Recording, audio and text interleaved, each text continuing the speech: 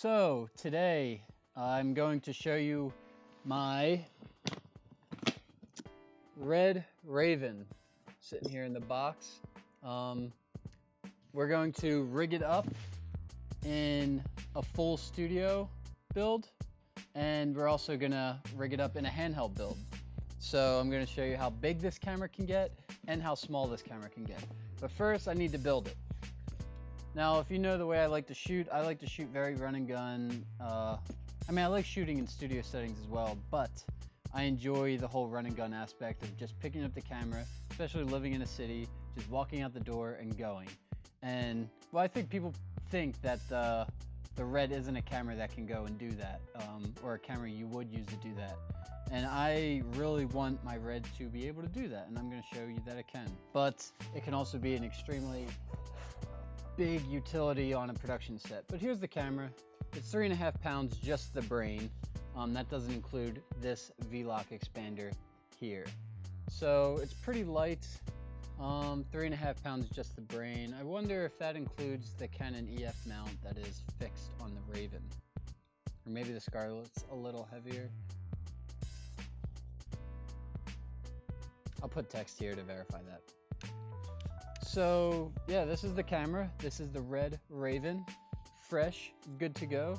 So we'll start building that. So I got the brain here. I have wooden camera, easy riser.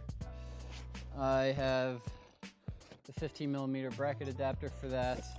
I have 6.5-inch Zacuto rails, very lightweight. That's why I like these. I'm all about lightweight when it comes to anything. Got the monitor out, 4.7-inch. We will just throw this lens on because it's kind of like my all-arounder for the Raven, 16-35 f2.8L 2 lens. So we'll use that lens.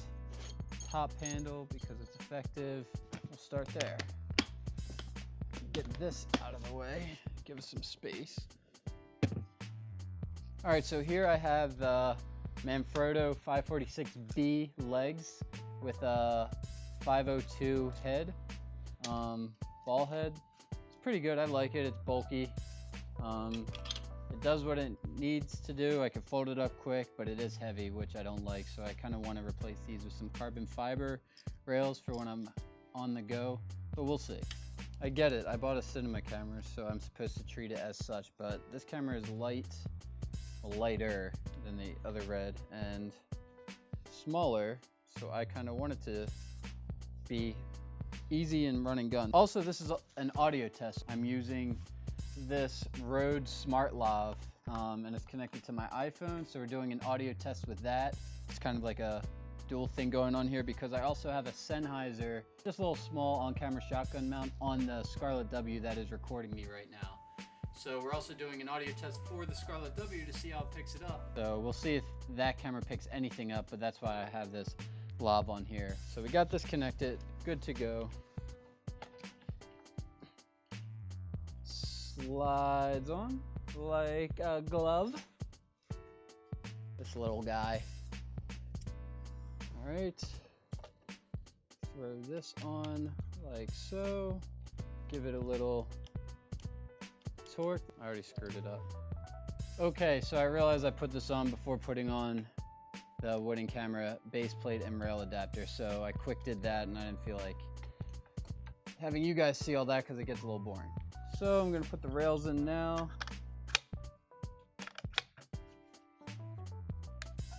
So, and now we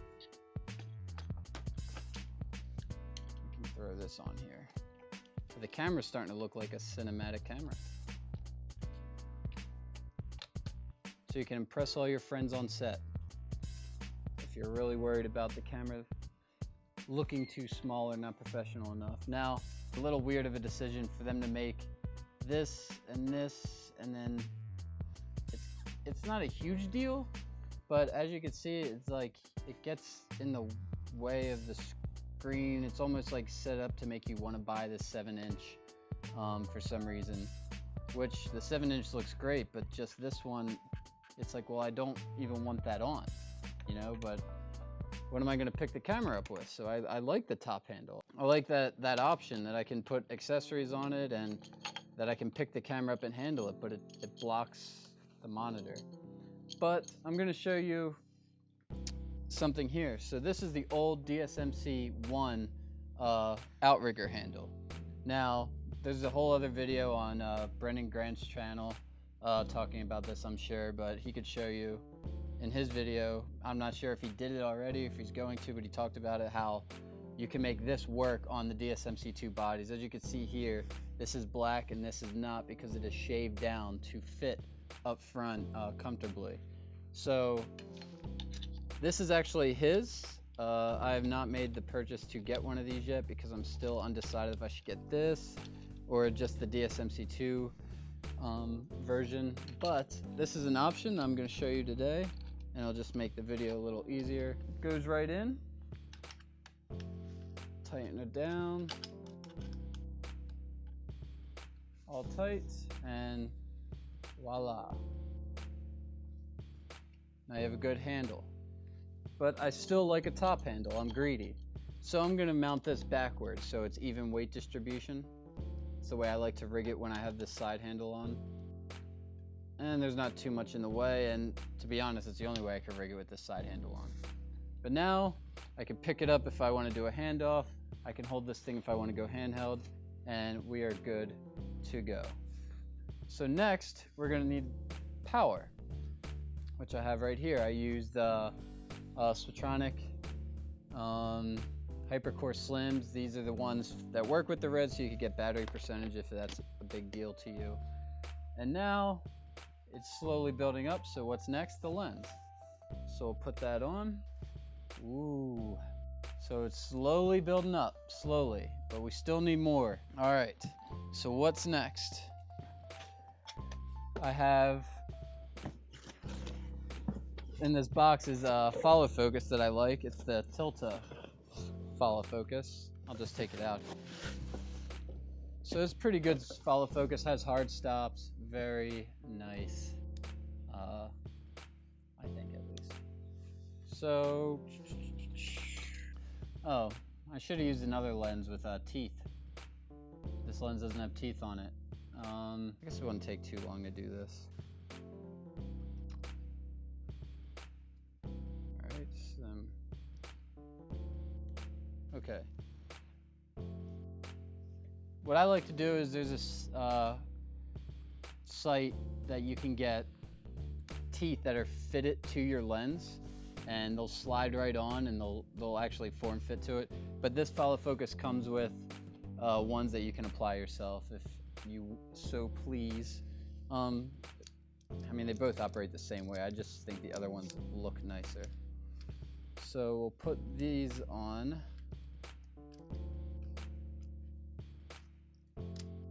Right. Tighten this up.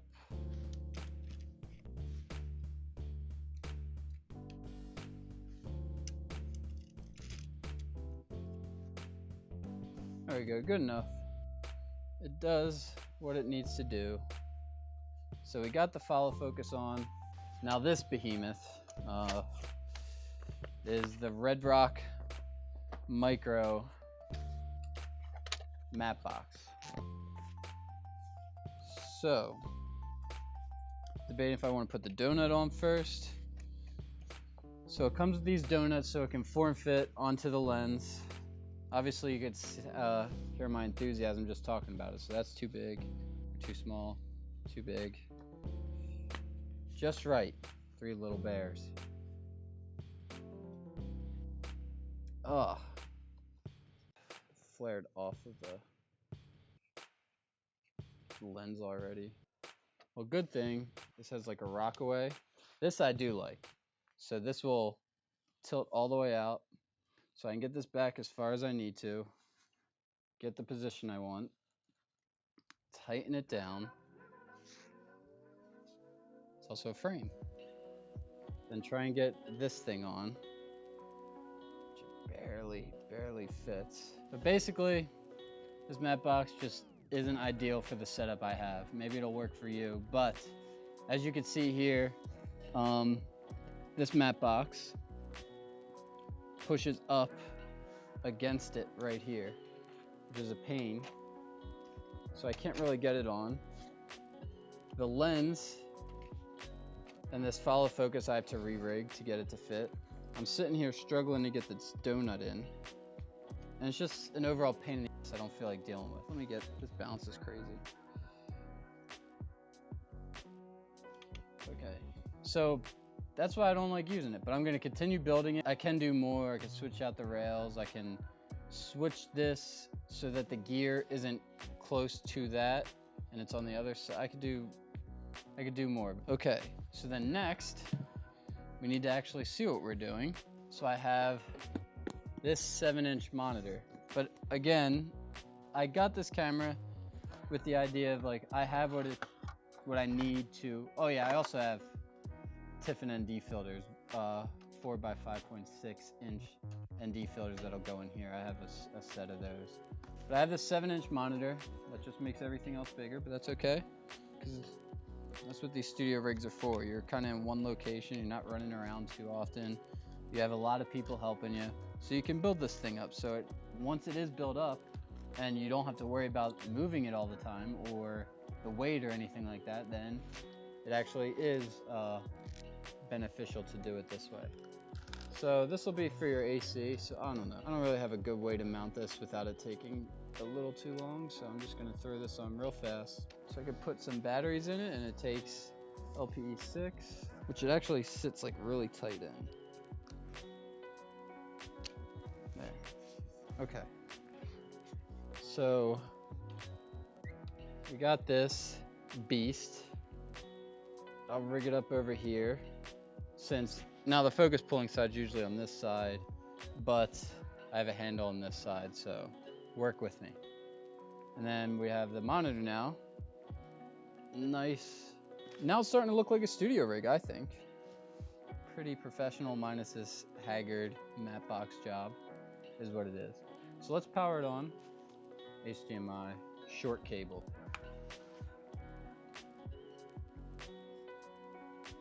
Okay. Set the date. Technology. And then, but now this thing looks like a beast rig. It's pretty big. It's probably pretty heavy. I'm assuming it is. Oh yeah, it's a little heavy. And this is something you're gonna want on a shoulder rig. You're not gonna want to be running around with this handheld. It's very heavy. And this is a not that heavy lens. Lens is about 1.4 pounds. This matte box is pretty heavy. So this is what it looks like, all rigged up, beastly built, and the tripod supports it, which is nice.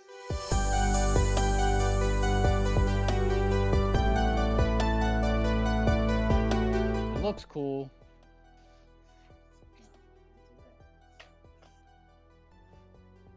All right. Let's make this thing portable, the way I like it.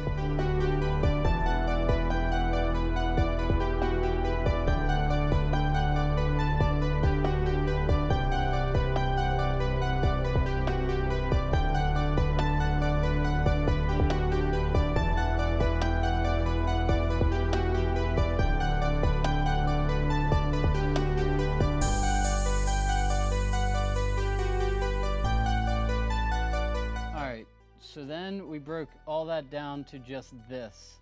On the front of the lens, I have a Tiffin variable ND. It's an 82mm ND filter.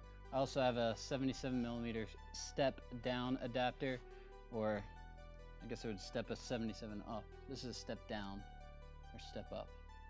We're stepping down for the lens. The lens is stepping up for the filter. Regardless, so if you have your old Canon lenses that use a 77mm, you're good to go. This will cover both. It is much lighter this way. I can use a light, or I can rig another one. I also have this to rig something off to, so I could have one on this side, one on the other. Or I can sit here and rig a hot shoe on this instead of spinning it like I'm doing right now. I'm making it all weird. Tighten this up. Now I got external audio source And if you need to be run and gun, it is doable with this camera now. And it is much lighter than before. And you can just get what you need. It's a little off, huh? There we go. And I'm able to hold this one-handed, no problem. I get tired, I want to hold it like this, no problem whatsoever. And I got my audio, I can mount something else here to get light. I still can mount this on if I really want to. If I just want a bigger screen, I can have it up here. But it is adding more weight.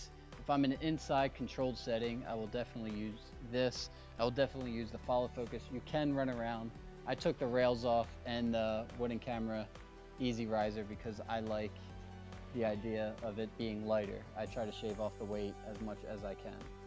But there's no problem with throwing those rails on, throwing on the follow focus and getting what you need like that. But I'm coming from DSLRs, I'm okay running around like this. That's not a problem for me. So this sticks up and everything kind of sticks up, but that's because there's the fan is here in the back and it blows, so you don't want to obstruct that because then the camera can overheat. Because up here, it sucks the air in, down here, blows it out here. Now you can from other companies buy wooden camera and other companies, they could drop this down, but that's just one more piece of thing you're throwing on. But if that's important to you, the option is there. And then you can attach it to this, lower that down. You are obstructing the airflow that RED didn't want you to in the beginning. And then you're able to use their top handle or whatever top handle you want without it getting in the way for more options. I'm okay with this though. I'm only going to use this to hand things off and maybe mount from, but this is key, having this side handle here. Bigger monitor would be nice too, but go back to weight. But yeah, it is possible to be run and gun with this camera, I think. You have your ND, you have your mounting, you can do sound, you can do lighting. How good is the sound? I've used internal camera audio for scratch and it was fine. I didn't do any intensive tests. I just so happened to record it and I didn't use any of it, so I didn't really spend too much time analyzing it, but I heard everything and I was like, okay, it sounds fine. I'm taking it away. I didn't spend any time. So we're recording internal audio right now on the Scarlet-W, recording me. I'm also recording on the Lav, and then we also did some tests with the Sennheiser. So I don't know how practical this is quite yet. We'll find out in this video. And I'll put a little text at the bottom saying it is practical or it is not right now. It'll happen right as I'm doing this. It'll be around or over my face or something. I have another toy from earlier today that I got that I'd like to show you. So I'm gonna grab that real fast. Now this is the new toy I have. It's a little front. But this is the Devin Graham Glide Cam. Why did I choose this over the Movi? Because I did just recently get this for the RED. I'll do an entire video about this. I'll do an unboxing video of this Glide Cam, explaining my reasoning behind why I went with this instead of the Movi or Ronin option. And I'll also talk about that while this seems like a great option, and it is a great option, it is still going to be heavy. There's no way around it. You're dealing with a lot of weight. So again, weight. If people think you can be portable with this, you can throw this on a Glide Cam and get great shots, smooth images, but you're not gonna hold this all day. You're not gonna be running around the streets with this without your arm falling off. It's the name of the game. But it's just another option where you don't have to worry about all this mechanical issues or sending anything in for repair. You have this thing that is pretty awesome and toolless and takes, once you do an initial balance, takes seconds to set up. I set this up earlier today and it comes right back on and it's good to go. You saw the adjustments. I literally put the camera on, put it in here, backed up put it a little bit further back and it was good to go balanced. But it is heavy and my forearm's like dead today. But it's another great way to get smooth images with your RED and be mobile. And it's not that big. Really is not that big. And it's not that heavy. It just will be with you operating because all your weight's right here in your forearm. But it's well balanced and you can set it down. Unlike a Ronin, you're running around, oh, where's the, this, wherever you're at, it's like, all right, and you put it down and it sets down and it's standing on its own, no problem. So I'll do a whole video coming soon, just all on this Glycan with plenty of sample footage for you to look at, because I'm sure everybody knows who Devin Graham is, but you probably aren't seeing a lot of these in the field being used as often as I would think, or as much as you would like to see. So I'm going to try and offer that to you. You have plenty of DJI Movi, or DJI Ronin and Movi options, but free fly Movi options, but not a lot of these. So I'm going to show how you can get good images with one of these. It's pretty cool. This is cheaper. This is cheaper than a Ronin. This is cheaper than a Movi. This is an $800 3-axis sled stabilizer gimbal right here, where you can get smooth shots. You see all these people online where they're getting their Ronin M's to work with the RED, and you have to buy all this extra crap, and it barely fits. And the Ronin MX, where if it tilts up, the lens hits the friggin' top bracket. So you, in all honesty, you still got to use the main big hefty Ronin, which is awesome when you use it and it works, but it's just, this is a cheaper, different option that can give you similar, if not more results, because you can fly in low mode, and that gives you a whole other perspective of using this, and normal mode, and you can go up high and tilt down and tilt up and boom and do all this crazy things that you could do with no electronics, no tools, even coming down to the quick release right here. Not even a tool for this. A little tab, you loosen and tighten, comes on and off.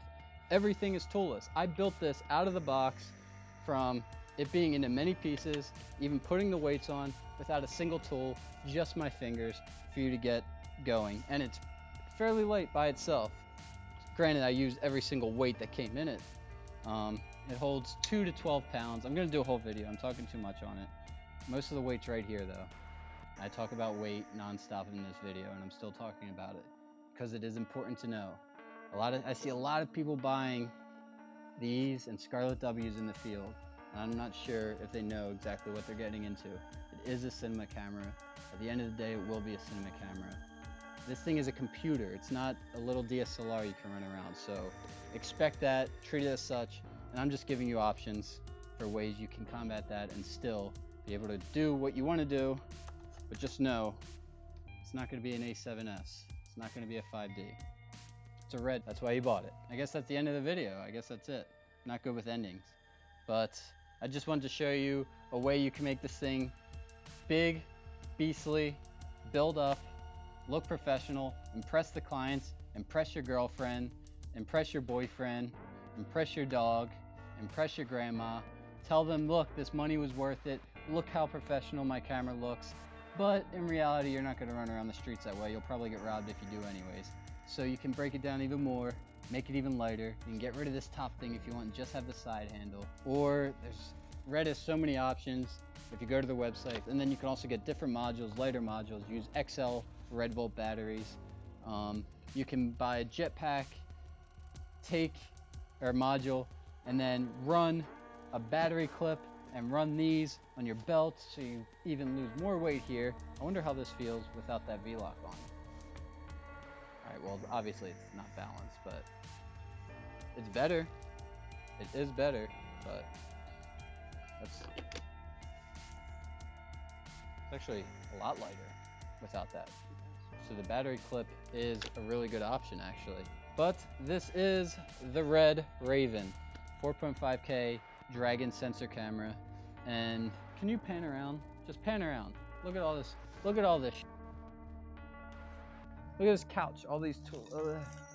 It's a mess. It's a headache. That's camera gear. That's what you're gonna deal with. I like being able to just grab and go. That's it. So I'm not good with endings. So there isn't gonna be an ending. It's just gonna end suddenly. It's gonna just cut to black. You know what to do. All the info you need is in the comments or in the description. You're supposed to be in the comments. I'm supposed to be in the comments. The information's in the description. You can click it. You won't read it. You could subscribe. You could like.